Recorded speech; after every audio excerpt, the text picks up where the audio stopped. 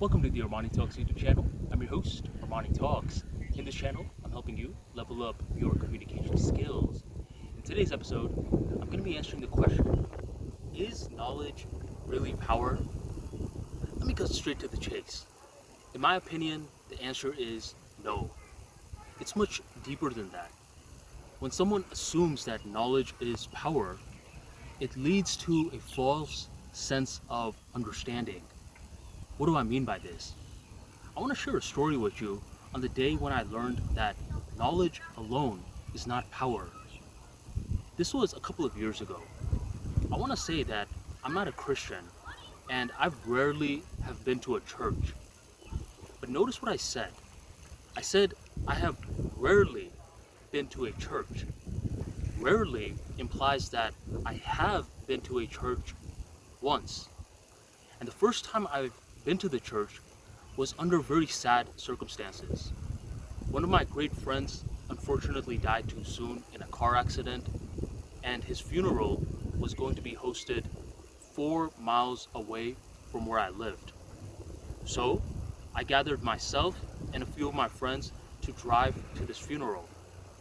I was going to be taking my car, which pretty much meant that no one else was going to be swapping and taking the wheel. I don't trust anyone with my car. I was going to be driving the entire 4 hours in the rainy roads. As the 4 hours passes on by, we finally arrive. This funeral is much larger than expected, and at this point, myself and my friends, we go into the church. I sit down, my friends on one side and a bunch of strangers on the other side.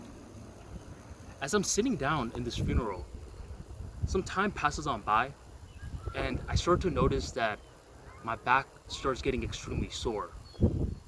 Not just a little sore, but extremely sore. The pain is starting to hurt me and I'm starting to wonder, do I stand up and stretch?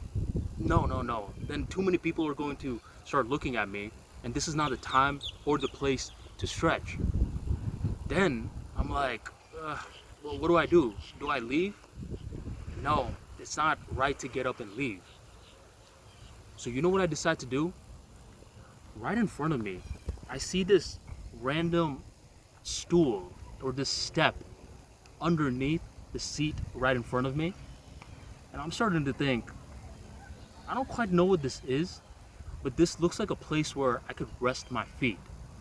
Not only am I resting my feet are going to be raised and it's going to allow me to stretch my back. This is perfect. This is exactly what I'm going to do. So as I'm sitting down, I get my feet and I place it into that little stool area. Once I do it, my back is now starting to feel better.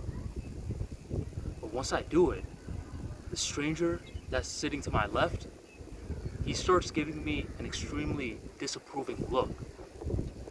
He looks at me for a second. I'm expecting him to look away, but he's not looking away. He continues to look at me in a very disapproving way. He doesn't like that I'm placing my feet in this certain location. But still, he's not looking away.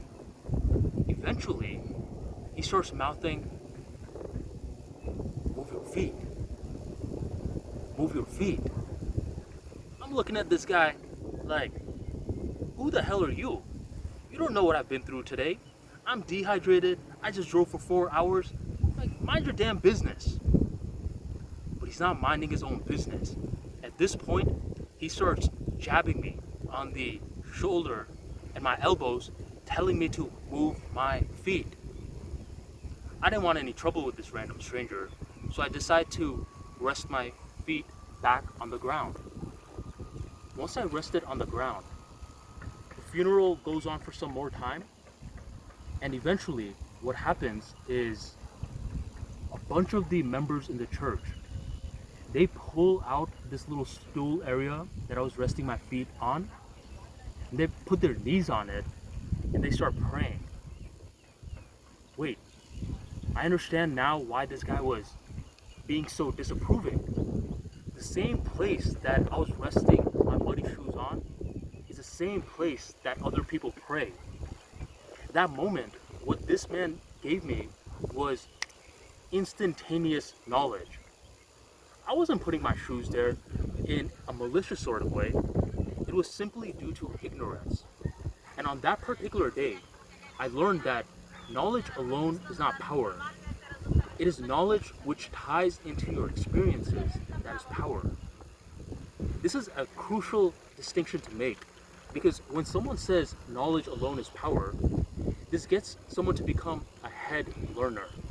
A head learner is the type of individual who learns a whole bunch of random data, facts, and charts, and repeats it like a parrot, mistaking it as a person that knows what they're talking about.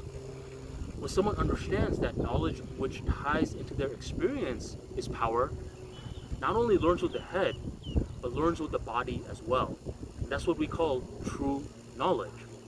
There's two types of knowledge. There's instantaneous knowledge, and then there's iterative knowledge. Instantaneous knowledge is the type of knowledge that gentleman gave me that day.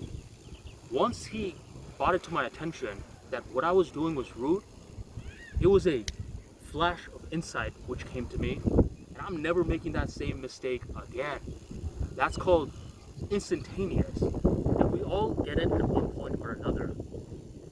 The next kind of knowledge is called iterative knowledge. This is the type of knowledge which we need to have constant exposure to in order to truly digest it. An example is a victim. Let's say a guy named Ahmed is a victim. He has victimhood mentality. He knows it. So what does he try to do?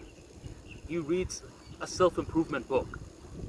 Is reading that book one time going to be enough for him to have behavioral changes?